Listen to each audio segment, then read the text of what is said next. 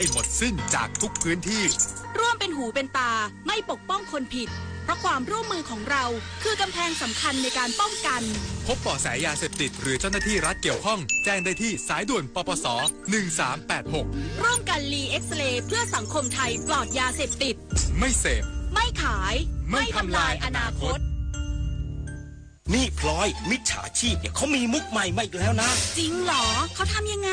เขาก็อ้างว่าโทรจากโรงพยาบาลบอกว่าญาติของเราได้รับบาดเจ็บต้องรีบจ่ายค่ารักษาและยังอ้างว่าผู้บาดเจ็บนะมีประกันเราเป็นผู้รับผลประโยชน์นะน่ากลัวจังเราจะป้องกันยังไงดีสติต้องตั้งสติเลยอย่ารีบโอนเงินโทรตรวจสอบกับญาติหรือโรงพยาบาลโดยตรงกันก่อนโดยเฉพาะอย่างยิ่งนะผู้สูงอายุนี่ต้องระวังให้ดีเลยนะมุกใหม่มุกมิดรีบไปเตือนคนที่บ้านก่อนนะกองทัพบกประนามกัมพูชายิงจรวด BM-21 โจมตีพื้นที่ชุมชนเป็นเหตุให้ประชาชนเสียชีวิตเพิ่มอีก1 รายพลตรีวินไทยสุวารีโฆษกกองทัพบกเปิดเผยว่าเมื่อเวลา 11:50 นาทีได้รับรายงานจากกองทัพภาคที่2ว่าฝ่ายกัมพูชาได้ใช้อาวุธจรวด BM-21 โจมตีเข้าใส่พื้นที่ตำบลเสาธงชัยอำเภอกันทรลักษณ์จังหวัดศรีสะเกษซึ่งอยู่บริเวณใจกลางแหล่งชุมชนและโรงเรียนเหตุการณ์ดังกล่าวส่งผลให้ประชาชนอายุ63ปีเสียชีวิตจากสะเก็ดระเบิด1 รายพร้อมส่งผลให้เกิดไฟไหม้บ้านเรือนประชาชนในพื้นที่ใกล้เคียงเสียหาย1 หลังส่วนรายละเอียดผู้บาดเจ็บกำลังอยู่ระหว่างการตรวจสอบกองทัพบกขอประณามการกระทำของฝ่ายกัมพูชาต่อเวทีประชาคมระหว่างประเทศที่ยังคงใช้อาวุธโจมตีใส่พื้นที่พลเรือนซึ่งไม่เกี่ยวข้องกับการปฏิบัติการทางทหารเป็นวันที่2เป็นเหตุให้พลเรือนผู้บริสุทธิ์เสียชีวิตเหตุการณ์ครั้งนี้เป็นหลักฐานที่ชี้ชัดถึงเจตนาของฝ่ายกัมพูชาที่ละเมิดต่อหลักสิทธิมนุษยชนและกฎหมายมนุษยธรรมระหว่างประเทศส่งผลกระทบต่อชีวิตและทรัพย์สินของประชาชนผู้บริสุทธิ์อย่างร้ายแรงปริญญวิทย์เปี่ยมสมบูรณ์รายงานรองนายกรัฐมนตรีลงพื้นที่เยี่ยมและให้กำลังใจประชาชนผู้ได้รับผลกระทบที่พักอาศัยอยู่ในศูนย์พักพิงชั่วคราวอำเภอเมืองจังหวัดบุรีรัมย์นายโสพลสารามรองนายกรัฐมนตรีลงพื้นที่ตรวจเยี่ยมและให้กำลังใจประชาชนผู้ได้รับผลกระทบที่พักอาศัยอยู่ในศูนย์พักพิงชั่วคราวอำเภอเมืองจังหวัดบุรีรัมย์โดยรับฟังรายงานสถานการณ์ภาพรวมการดูแลช่วยเหลือผู้อพยพจากนายปิยะปิจนำผู้ว่าราชการจังหวัดบุรีรัมย์ซึ่งได้สรุปผลการดำเนินงานการบริหารจัดการศูนย์พักพิงและการบูรณาการความร่วมมือของหน่วยงานที่เกี่ยวข้องในการดูแลความเป็นอยู่ของประชาชนอย่างใกล้ชิดโอกาสนี้รองนายกรัฐมนตรีได้กล่าวชื่นชมและขอบคุณเจ้าหน้าที่ทุกภาคส่วนทั้งฝ่ายปกครองทหารตำรวจบุคลากรทางการแพทย์อาสาสมัครและภาคีเครือข่ายที่สละเวลาและทุ่มเทกำลังกายกำลังใจในการดูแลช่วยเหลือประชาชนในศูนย์พักพิงพร้อมย้ำให้หน่วยงานที่เกี่ยวข้องให้ความสำคัญกับความปลอดภัยสุขอนามัยและคุณภาพชีวิตของผู้อพยพเป็นอันดับแรกพร้อมกันนี้นายโสพลสารามได้มอบเงินสนับสนุนจากมูลนิธิอานัตพลลูกเติ้งเพื่อเป็นขวัญและกำลังใจแก่เจ้าหน้าที่ผู้ปฏิบัติงานประจำศูนย์พักพิงชั่วคราวอำเภอเมืองจังหวัดบุรีรัมย์สร้างขวัญกำลังใจในการปฏิบัติหน้าที่และดูแลประชาชนอย่างเต็มกำลังต่อไปพิมพากาอุ้ยรำสวทบุรีรัมย์รายงานขณะที่กระทรวงทรัพยากรธรรมชาติและสิ่งแวดล้อมเร่งให้ความช่วยเหลือเจ้าหน้าที่อุทยานแห่งชาติที่บ้านพักเสียหายและบาดเจ็บจากเหตุปะทะบริเวณแนวชายแดนไทยกัมพูชานายอัธพลเจริญชันษาอธิบดีกรมอุทยานแห่งชาติสัตว์ป่าและพันธุ์พืชกล่าวว่าจากเหตุปะทะบริเวณแนวชายแดนไทยกัมพูชาส่งผลให้บ้านพักเจ้าหน้าที่อุทยานแห่งชาติได้รับความเสียหายและบุคคลภายในบ้านของเจ้าหน้าที่อุทยานได้รับบาดเจ็บจากสะเก็ดระเบิดนายสุชาติชมกลิ่นรองนายกรัฐมนตรีและรัฐมนตรีว่าการกระทรวงทรัพยากรธรรมชาติและสิ่งแวดล้อมจึงสั่งการให้สำนักบริหารพื้นที่อนุรักษ์ที่9อุบลราชธานีดำเนินการตามแผนพิทักษ์พื้นที่ส่วนหลังเพื่อรองรับและให้ความช่วยเหลือผู้ได้รับผลกระทบอย่างเร่งด่วนโดยศูนย์เฉพาะกิจประสานงานด้านความมั่นคงพื้นที่ป่าอนุรักษ์บริเวณชายแดนไทยกัมพูชาสำนักบริหารพื้นที่อนุรักษ์ที่9อุบลราชธานีร่วมกับหน่วยงานพื้นที่อนุรักษ์แบบบูรณาการเชิงพื้นที่ชายแดน6แห่งและ20หน่วยงานได้ติดตามสถานการณ์เหตุปะทะบริเวณแนวชายแดนยังคงมีอยู่ต่อเนื่องทั้งนี้ในพื้นที่บ้านเสาธงชัยตำบลเสาธงชัยอำเภอกันทรลักษณ์จังหวัดศรีสะเกษพบบ้านพักของเจ้าหน้าที่อุทยานแห่งชาติเขาพระวิหารได้รับผลกระทบ2 รายคือนางรัตนวงศ์จันอ่อนบุคคลภายนอกปฏิบัติราชการให้กรมอุทยาน บ้านพักถูกจรวด BM-21 ตกในพื้นที่จนเกิดไฟไหม้เสียหายทั้งหลังและนางรำไพสุวรรณศิลป์ผู้ปฏิบัติงานชุดรักษาความปลอดภัยหมู่บ้านหรือชรบ.ได้รับบาดเจ็บจากสะเก็ดระเบิด BM-21 ขณะหลบอยู่ในหลุมหลบภัยก่อนนำส่งรักษาที่โรงพยาบาลสรรพสิทธิประสงค์จังหวัดอุบลราชธานีอาการอยู่ในเกณฑ์เฝ้าระวังจบข่าวทิติมาอินกล่ำอ่านรับฟังข่าวครั้งต่อไปเวลา 15 นาฬิกาค่ะติดตามข่าวที่นำเสนอไปแล้วได้ที่ www.thainews.prd.go.th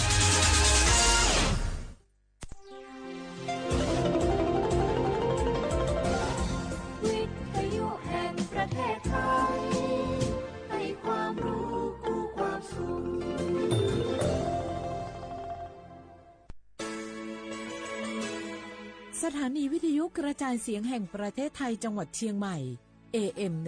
1476 กิโลเฮิรตซ์สถานีวิทยุภาคภาษาชาติพันธุ์แห่งเดียวในประเทศไทยที่มีความทันสมัยเชื่อถือได้สร้างอัตลักษณ์กลุ่มชาติพันธุ์สู่สากล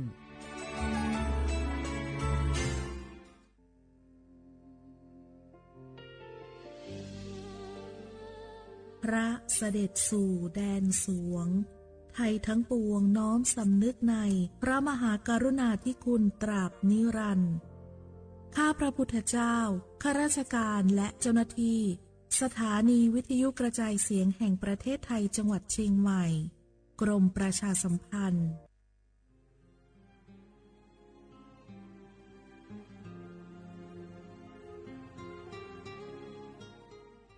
This is a moment of profound grief for the Kingdom of Thailand. We, the collective voices of Radio Thailand Chiang Mai, join the Thai nation in mourning the passing of our beloved Queen Martha, Her Majesty Queen Sirikit. Her life was a testament to the unwavering service, grace, and deep love for the Thai people. Our humble condolences and thoughts are with His Majesty the King, the royal family, and all the Thai people during this deeply sorrowful time. We will remember her forever.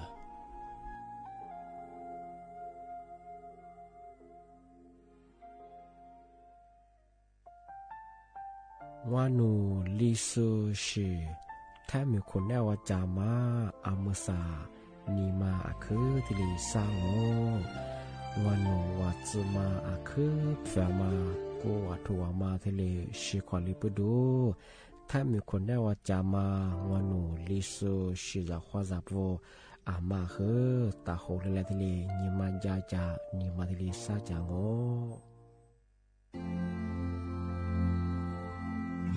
รากฐานสังคมไทยตั้งแต่อดีตจนถึงปัจจุบันเคารพเทิดทูนสถาบันพระมหากษัตริย์เป็นศูนย์รวมจิตใจที่เหนียวแน่นของคนไทยในเวลาที่เกิดวิกฤตทางการเมืองพระบารมีของพระเจ้าอยู่หัวก็ทำให้เกิดความสงบและช่วงที่เกิดวิกฤตเศรษฐกิจปรัชญาเศรษฐกิจพอเพียงของพระเจ้าอยู่หัวรัชกาลที่ 9พระราชทานให้กับคนไทยก็ทำให้ผู้ที่น้อมนำมาปฏิบัติมีภูมิคุ้มกันและไม่เกิดความเสียหายพระปฐมบรมราชโองการของพระเจ้าอยู่หัวรัชกาลที่ 10เราจะสืบสานรักษาและต่อยอดและครองแผ่นดินโดยธรรมเพื่อประโยชน์สุขแห่งอาณาราษฎรตลอดไปพระมหากษัตริย์ไทยทุกพระองค์ทรงห่วงใยราษฎร์เสมอสถาบันพระมหากษัตริย์ไทยศูนย์รวมใจไทยทั้งชาติ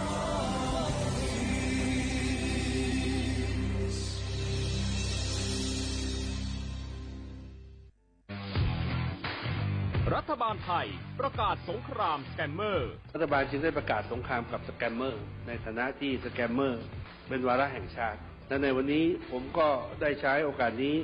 มารายงานความคืบหน้าและเน้นย้ำถึงสิ่งที่เราต้องร่วมกันทำต่อไปรัฐบาลได้จัดตั้งคณะกรรมการอำนวยการป้องกันและปราบปรามอาชญากรรมทางเทคโนโลยีขึ้นมาโดยมีผมเป็นประธานด้วยตนเองเพื่อให้ทุกหน่วยงานทำงานไปในทิศทางเดียวกันเราได้มีการลงนามบันทึกความเข้าใจระหว่าง 15 หน่วยงานหลักทั้งภาครัฐและภาคเอกชนตลอดจนสถาบันการเงินเพื่ออุดช่องโหว่ทางการเงินและตัดเส้นทางเงินของกระบวนการอาชญากรรมเหล่านี้ให้สิ้นซาก รวมพลังคนไทยต้านภัยสแปมเมอร์นายอนุทิน ชาญวีรกูลนายกรัฐมนตรี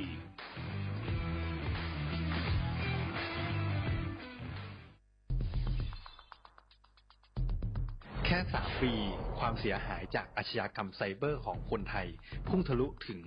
94,000 ล้านบาทหรือเฉลี่ยปีละ 30,000 ล้านบาททุก1 ชั่วโมงเราเสียเงินกว่า 3.4 ล้านบาทให้กับมิจฉาชีพออนไลน์โจรไม่เห็นใจคนอาชีพไหนอายุเท่าไหร่สถานะทางการเงินแบบใดหมอพ่อค้านักธุรกิจนักเรียนแม่บ้านข้าราชการเกษียณทุกคนตกเป็นเหยื่อได้เสมอและวันหนึ่งอาจเป็นคุณหรือคนที่คุณรักเพราะจุดอ่อนร่วมของเหยื่อคือความเร่งรีบขาดสติหรือแม้แต่บางครั้งก็เกิดความโลภจนเกินไปอย่าปล่อยให้การกดคลิกเดียวลิงก์เดียวทำให้โจรยิ้มกว้างวันนี้ถึงเวลาแล้วที่คนไทยทุกคนจะต้องร่วมมือกันสร้างภูมิคุ้มกันอาชญากรรมไซเบอร์ช่วยกันหยุดก่อนที่ภัยไซเบอร์จะทำให้คนที่คุณรักและตัวคุณเองกลายเป็นเหยื่อ ข่าวดีผู้มีสิทธิบัตรทองหรือบัตร30 บาทที่อยู่ในพื้นที่กรุงเทพและปริมณฑล5 จังหวัดนนทบุรีปทุมธานีสมุทรปราการสมุทรสาครและนครปฐมหากเจ็บป่วยทั่วไปพบแพทย์ออนไลน์ได้ครอบคลุม42โรคพร้อมจัดส่งยาถึงบ้านสะดวกรวดเร็วไม่ต้องรอนานอยู่บ้านก็ใช้สิทธิบัตรทองหาหมอได้เพียงเลือกรับบริการกับ4แอปพลิเคชันได้แก่แอป Saluber MD แอป Clinic แอปหมอดีและ LINE Totale Telemed สอบถามเพิ่มเติมสายด่วนสปสช1330ใช้สิทธิ์บัตรทองเข้ารับการรักษาที่คลินิกแพทย์แผนไทย30 บาทรักษาทุกที่ได้ง่ายๆทั้งนวดประคบอบสมุนไพรใช้แค่บัตรประชาชนไม่เสียค่าใช้จ่ายสอบถามเพิ่มเติมโทรสายด่วนสปสช1330 30 บาทรักษาทุกที่สิทธิตามกฎหมายของคนไทยให้แพทย์แผนไทยดูแลสุขภาพคุณ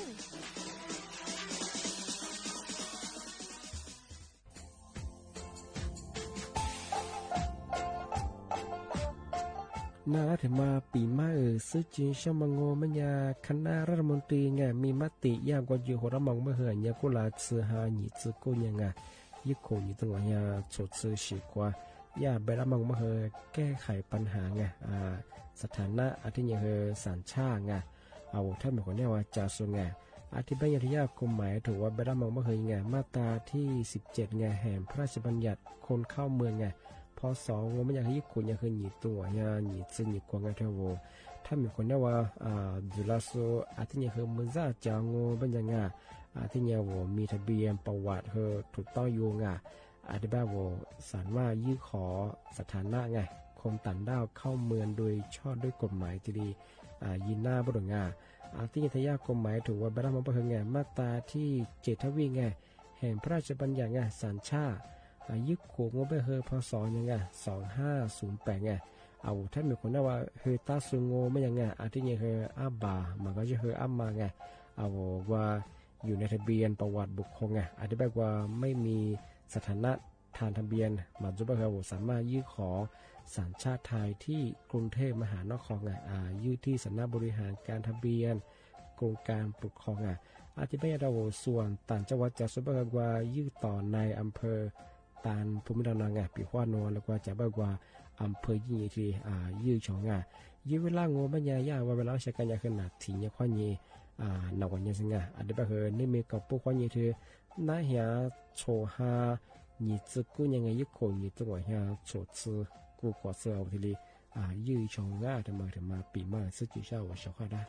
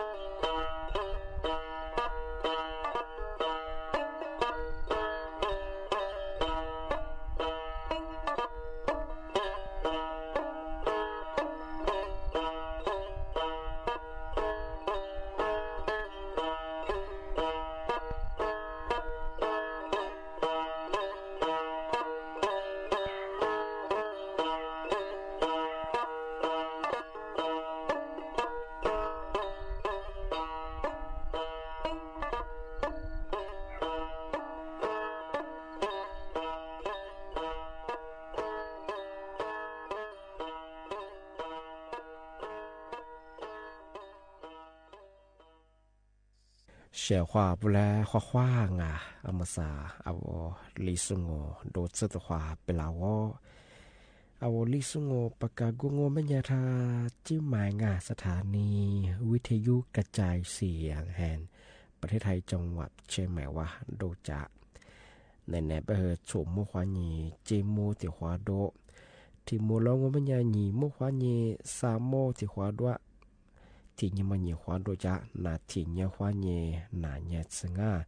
เอาวิทยุว่ามือจะมังไม่ยาเฮยี่ระบบยา AM ยี่ครึ่งความถี่งบเฮที่ตัวลี่ฮาชิซโชฮึกว่าโจญาดอลลาร์อาทิตย์ทาวระบบไลฟ์สู่จังเฟซบุ๊กยี่เพงงบเฮสวทเชียงใหม่ AM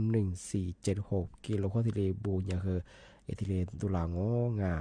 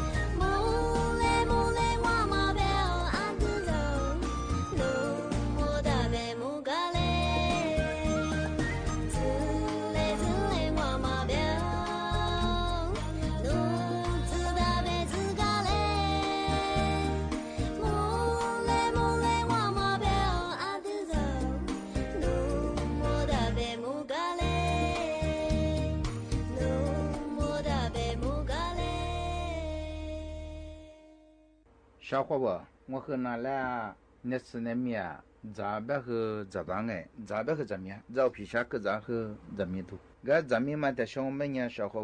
伴，啊我那次别和那次票啊，俺们啥呀问题呀啥这个啊，说和别不生哎，啊可还是就是啊，说是你个人，啊我哩说年嘛，谁嫌我哩边啊，讲许讲哎，爱提点，俺也点嘛也。讲许头头ที่มันกันเนี่ยกระชายอะไรบ้างกระชาย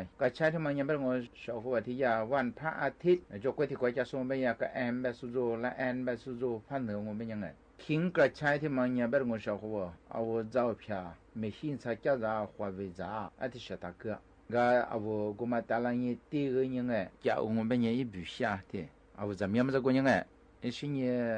อีบุษยารสชาติกูมาขยันที่จะมีไงอาทิตย์กะ就那次票嘛，在广北的我小伙伴，我一几个嘛带来了，而且呢，啊我那我挺牛啊，拿抓，那不抓，现在我小伙伴，我不管我半年那他那出国学业和人别的我，啊个是比过，我们和他比些比样哎，现在他妈的小孩去是哪，现在还去哪，现在我什么啊，我就喜欢那次热哇，啊点那吃，啊我们和。จะกระดังอ่ะสวัสดีบ้างไงเอาสวัสดียากระใช้ที่มาคือที่กา小伙伴ที่มาในสื่อไงที่ว่าไม่ยาก小伙伴คือเอาลิสุญญาคือมาจากชื่อ那是边我嘛在的嘛做什么啊？特别别么样，说比较专业到这在过手着，都在那个嘛。啊，说继续讲个，啊，我一几个嘛带来呢，得他被继续提用。啊，这嘛那这这比啊，说的办个，个小伙伴和嘛在说我们呀，啊，从边么去干呀？啊，在10年个，啊，喊我们呀，支持喊我们呀，啊，的比婚姻啊，我和哪来比嘛？提了我小伙伴，啊，小伙伴，个的嘛在说我和人家吧。จะจะตัวเมียไงยาอาหารห้าหมู่แบบมาที่ปีกชาวเขาว่าเอาเวลาชุบแบบมันยามาจำมาดูมาดังไงก็จะดัวมาจะมาเอาจะชุกเนี่ยข้ามาเอาก็ดูที่มันยาแบบชาวเขาว่าเอาก็ดูว่าอยู่อยากกูแบบมันยาอาหารแบบมันยังไงจะก็ตามมาจะเดียวมาหัวจีจวงอ่ะกู一吃กูมาไง我是一下กูมาเอาจะเดียวไม่下一ไปอยู่จวงมา我ชุกเนี่ยแหละ所以ยาเป็นมันยาอาหารหลักห้าหมู่กูห้าหมู่แบบมันยากูหัวบูมันยาจ้าที่这里我这里就ว่าจะ对就ว่าแต่มาเนี่ย我老出去话呢哈对了ไง是咪这里是在滚吧小伙伴啊我觉得แบบมันยาอะไรที่จะกูจะไงพาหาเรือพาขาเรือมันแบบเนี่ยอะไรเงี้ยที่จะน่าพิวหูอันที่กะอาหารหลักห้าหมู่แบบมันยาเป็นกู小伙伴一ประโยชน์แบบมันยา我喜欢的แล้วเนี่ยคือจ้องไง啊我是不如不被对应穷ไง是不如不แต่我一飞กูมาจุงกูแบบเนี่ย一是嘛丢个啦不啦，一便宜子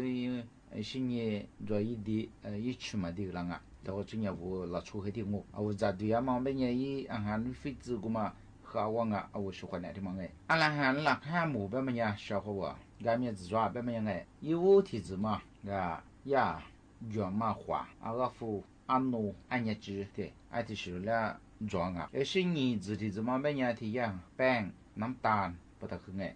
呀，别都没都没吃得很等哎，哎他们来装啊！哎，是你啥子的怎么么呀？我票面别么呀？一片你去吃哎，我票面别么呀？拍一片你去吃嘛？还是我票个嘛别哎，哎他们来装啊！哎是你我礼部的部嘛，我们呀44都是，是没是指是别穷哎，哎他们来装啊！哎是你我自己怎么我们呀还慢的原嘛的是不如不他们来装啊！哎的讲哎，哎他们最近我子小伙伴那边嘛哎。我自嘛对我们年一几我就做比嘛，你提子嘛你抓，你小鱼呀，别么个小伙伴，因为提子嘛别我的呀，羊嘛花，别么呀，俺别花，俺你花，俺个花，俺花，我花，小子嘛花，我咋么个？现一看呢，也别花，我一看那个嘛，有我的一妹妹，现一里天东哎，现一年馒头，现一副的头，对嘛我们讲个呀，阿个副。安抚啊等等哎，娘抚等等啊，而且呢，但是和我偏来装嘛，我们年底呀，安农哎，安农伊嘛是做了嘛哎，底下脱粮、脱口、脱里松，安农是安农一吃，也得说农哎，等等个最近当啊，但是和安农来打嘛，进行有个呀，安年吃，底下是下当的哎，安年吃有个帮下当的。还他妈组装啊！啊，我们每年不有本也是鱼呀，小伙啊！啊，我觉得花的嘛，嘛对了嘛，也嘛比了嘛哎！啊，我们来年也保罗，我们来也喝了酱啊，我们也做了酱啊，我们也不，我们下都别穷哎，你知道我们也涨啊！有些啊，我头每年也不有本样哎，电话每年我呀，他来我组装嘛，每年我礼拜我没付付嘛都哎，些年呀，可能我每年。啊，我喜欢呢，喝了这个哎，在下庄嘛，有时的嘛，一下啊，我有多不拉都只是不拉嘛，只是对了嘛，啊，等等啊，等等我们家小伙伴啊，我人家我们家把我在我们家一乌拉木拉上啊，是个对乌拉啊，是呢，你不提不嘛，每年的呀，按目的上我们家下，没错个下猪肚，的嘛我们家呀，炸牛炸去，现在后果说下大嘛哎。在后面都忙个小伙伴，在后咋都，是你半上不烂的那个，是怎么或者一半下了嘛？俺汉天也半个专业都那么，也不能我他妈和人天也过掉着，没洗着，哎的那个，可能搬着，是没吃得到哎，是怎么的的？天嘛我们也我觉得我一下猪肚，怕那安别凶哎，怕那安别么我觉得我他妈装我们家拿出个嘛下装啊，是有个一块带当啊。他们会下主动哎， ไอ้สิ่งนี้อาหารหมู่ที่3แบบมันเนี่ยซาฟูที่ผมมองว่าแบบเนี่ยที่มันเนี่ยแบบอาวุธก็ดูว่ามีรู้ยังไงอาวุธเสียยี่กว่าดูไปช่องไงอาวุธก็ดูว่ายี่กว่าสูทิ้งถือมองว่าแบบเนี่ยกูเพียงยี่สิแล้วดามาชิมิจูเพียผักบุ้งผักกาดผักคะน้าตำลึงผัดตำลึงที่หนึ่งไงไอ้สิ่งนี้กูอยากฟัดทองแบบมันเนี่ยฟิส我头还都是真的，他妈们一不有做到，别们我喜欢的两个带浪嘛，啊我下带浪嘛个，啊我喜欢一批花的嘛，面试点头两啊，吃两，吃的哇两带浪啊，他妈人一时照顾我也哈浪啊，一时他妈面浪啊，啊我这年拿出一喜欢的他妈面浪哈我们人两个花两啊。啊，我老出关于自己和来带上哎，啊什么啊，我顶头找么我还来别穷哎，我老出的别呀，木来几只啊嘛，啊所以他妈找别啊我还来别呀，对牛们也是绿当啊，哎他妈的，哎天亮哦，哎他妈的啊所以啊，木ที่3哎，木ที่4别么也别我小伙我啊我过的我也挂嘛么呀，他妈和人别的呀，40他妈别呀，马拉哥别么也么是不是，去年干嘛是？马瓦斯、木木斯、马嘎斯、塔塔斯，什么是别小哎？说的边头边么人地面别挂，也不有边面。而且旁边人我喜欢拿来的辅助啊，也是拿来搞的，也是的种人我下我喜欢那的嘛，我觉得的嘛两啊西浪啊，也是人我面是皮花点头和带了两浪啊，他们和呀目的是么哎？目的哈，我目的嘛我边人小伙我目的不嘛我边人。这么一般啊，我估计，个提呀一次，没说一次我最近做了嘛，200次2次，而且呢个是不如不偏，不偏面的，他妈吃哎，就晓得了嘛，啊面子装哎，那么土啊，那么啊，你吃对，啊你吃东哎，而且嘛不吃的，一不有别么人小伙伴真正没人我下主动啊，พลังงานที่มันไง我估计ว่ากูดูเรือลำมาอาทิตย์ถึงมาจวบไม่ยาวกูดูว่าเรือมาจวบไม่ยัดจืดๆไง小伙伴เรา出国嘛吃嘛我们呀对人知道个下嘛住อาทิตย์ถึงมาจวบมา我们呀样啊啊我最近我กูดูว่าเรือมีตามมา我们呀听头我最近皮浪啊啊我头最近听头我最近ไม่ยาว下แต่下วันนี้ไปช่องไง啊我最近小伙伴ไม่ทราบเรา出ไปไม่ยาอาหารที่หัวหมูไม่ยังไง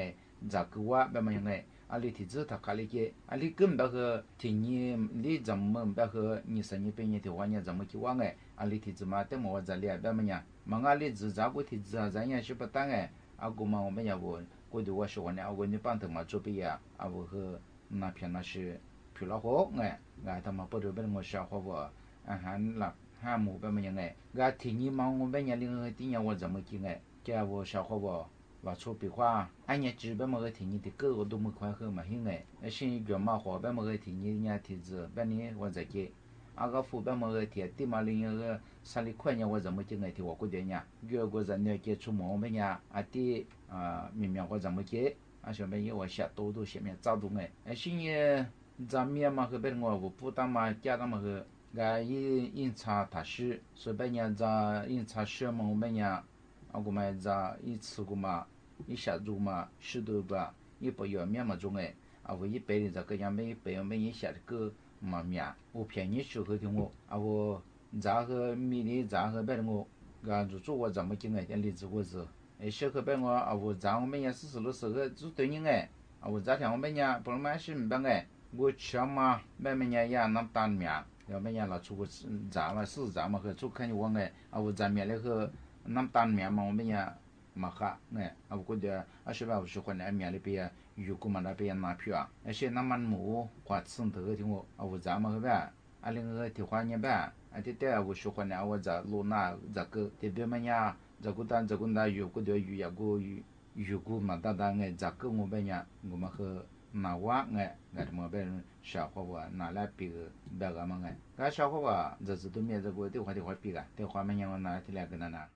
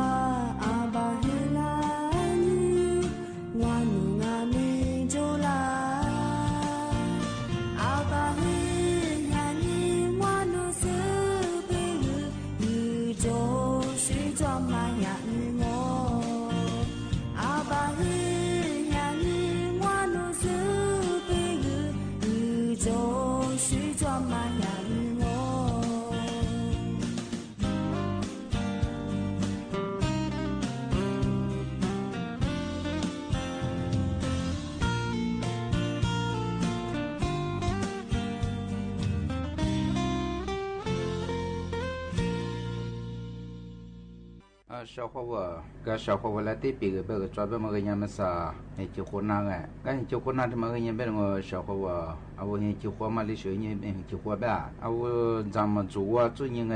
个其他嘛活个，结婚没人我小伙不搞别人个其我别人因差里当个，俺家里多啦，特别别么别人个吃那或许是多啦个。ati dak te bebe mo benya ishu he tap kya ho tulanga te ni manya linga he ba sa hwa ma tsu chi kya mo benya ga te ma we pe sinye ajali tulanga awo chi kya he ati mo be de awo alinga he ni be ngo te ni ma ku wa awo ko de ko mi wa za zi de aja te ma de ko ta ma ko do yi go pe nya wo shi hwa na wa aja ma zong e a ro zu pe ya ala shinang e te bebe ma benya aja ma ko ze do sale ko de ngai zwa sale pe ya he yang a ka pa sale menya he yi shu shinanga ga be ngo sha ko ba he ji ko na ta ma nya a sho zu ni yi ji wo li shi zu la ba ma ngai te za zi do mi ta ma zu ni ne lang yin na ti yin na ta ma yin ba de ti ya bacteria shi ni virus protozoa shi ni ti ya plastic te wo bin de 我做你漂亮啊！我在这边啊，我bin带听的哎，车不拉听的，我转去有我什么也光啊，这些光啊，然后做你去光哎，你那漂亮啊！但没人我咋多嘛？他们和可以介绍我我咱我们一直咱嘛，对方没人我咋漂咱们给我说咋和一般，我是明白哎，没点点的，那么你们家里小一个过这个那个得了哎，也我得了嘛还是啊，对没人我这是都没我们一个嘛知道我们呀。 你老母个别也那个拉面的丢，啊不咱我们家我的话知道，而且的我们家我来你来嘛，人家头我们家我20来个装啊，如果别我来你来嘛我那别的怎么我们是丢嘛么？那我来你来嘛来修的那个那里个这边个我咱如咱们家我咱俩照片啦的话那丢，而且我最近特别长哎，我人家的我们家人家的那些呀，来你来嘛去来你来嘛没抢哎。 而且嘛和这边啊，那怎么哎？在我们家吃饭我吃饭自己嘛的了，结结实实嘛，还是个土我俩。而且我不一直上的我对嘛木嘛哎，啊我吃饭后我做你咋这样啊？而且嘛和这边消化我，然后还结婚那天嘛嘛个做别么样的也别么样哎，啊明明别么样结婚么样别人我可么做么样，还去哪？ 对，很几乎俺家里去多了，那些的话们讲过，你非多哎，是呢，一时的这个家伙多了啊，的话们讲做和做配累哎，配和配，然后个干那些俺家些就讲哎，是呢，面食和风苦哎，是呢，你嘛和切啊的讲啊，可啥来人别人我。 黑夜嘛的时候me个别人收拾那个小伙我，啊他妈不多me呀我下边么呀，咖喱哈边么呀，我那当个来边么个，他呀 ORS 啊他妈装买他妈呀是了对个人每个多，么啊这是呢咋跑啦，下家个咋，人家说了出那两个，啊提醒我们一下地主了呢地主啦，但是别我小伙我，我咋子都没和人家一直他咋，个咱们顾客别我前面的家咋个咱们顾嘛和人家说咱我们一个。 组织来拍来米来吃肉么个，我马上是那当啊，我在平时在我们家，20个做在我们家做吃个，哎，来你来嘛来拍的路啊，在边话做吃，啊，这一个我们家，个拿他们喝着都么能啦，个他们和别人我小伙我拿来比个么个。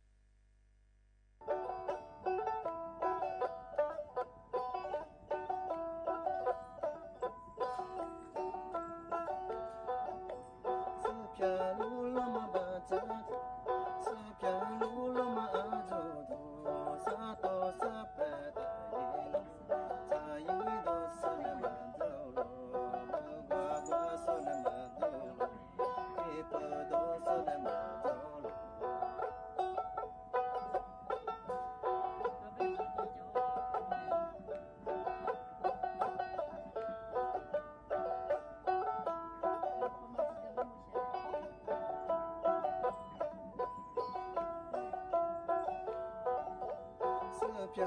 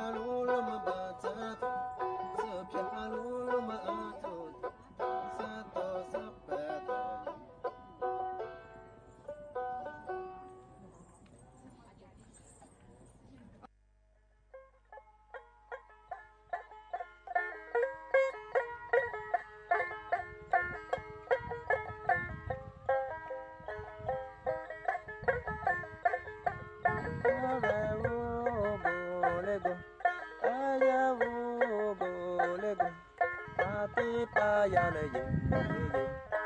agama mani pe